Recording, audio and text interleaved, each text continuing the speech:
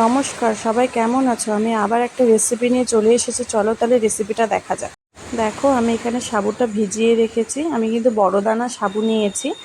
আমি 5 থেকে 6 ঘন্টা সাবুটা ভিজিয়ে নিব। আমার সাবুটা ভিজে গিয়েছে। এবার একটা আটা চালনিতে সাবুটা নিয়ে নেবো যেন ভালো করে জলটা ঝরে যায়। এবার আমি দুধটা বসিয়ে নেব। আমি কিন্তু একটা আমুলের দুধ নিয়েছি, তোমরা চাইলে গরুর দুধও নিতে পারো।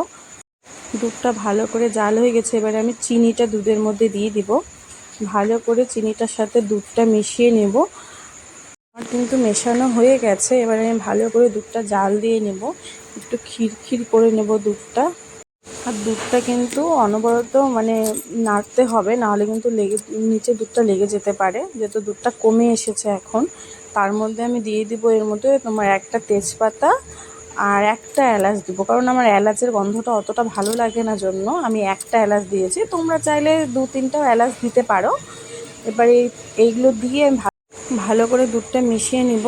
আর এবার কিন্তু আমার মিশানো হয়ে গেছে। যে সাবুটা দেখো আমি জল ঝরাতে রেখেছিলাম, সেই সাবুটা আমি কিন্তু এবার দুধের মধ্যে অ্যাড করে দিয়েছি।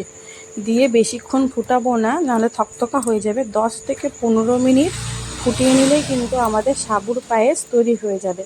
যারা যারা একাদশী করো তারা কিন্তু নিশ্চিন্তে এই একাদশীর দিন সাবুর পায়েসটা করে খেতে পারে। দেখো, আমার কিন্তু সাবুর পায়েস তৈরি হয়ে গেছে। এবারে আমি গ্যাসটা বন্ধ করে দিয়েছি। তার উপর দিয়ে একটু ঘি ছড়িয়ে দিলেই কিন্তু আমাদের ফ্রুট সাবুর পায়েস তৈরি হয়ে যাবে। তার মধ্যে আমি একটু দেখো ব্যানানা দিয়েছি আর ম্যাঙ্গো। যদি তোমাদের ভালো লাগে ফ্রুট দিতে দেবে, আর যদি ভালো না লাগে তাহলে ফ্রুট দেবে না। যার যেরকম পছন্দ। আমার ফ্রুট দিয়ে খেতে ভালো লাগে, তাই আমি একটু ফ্রুট দিয়ে খেয়েছি। চলো তাহলে আমি এবার সাবুর পায়েস খাই। আর তোমাদের যদি আমার চ্যানেলটা ভালো লাগে থাকে তাহলে একটা লাইক আর একটা সাবস্ক্রাইব করে দেবে।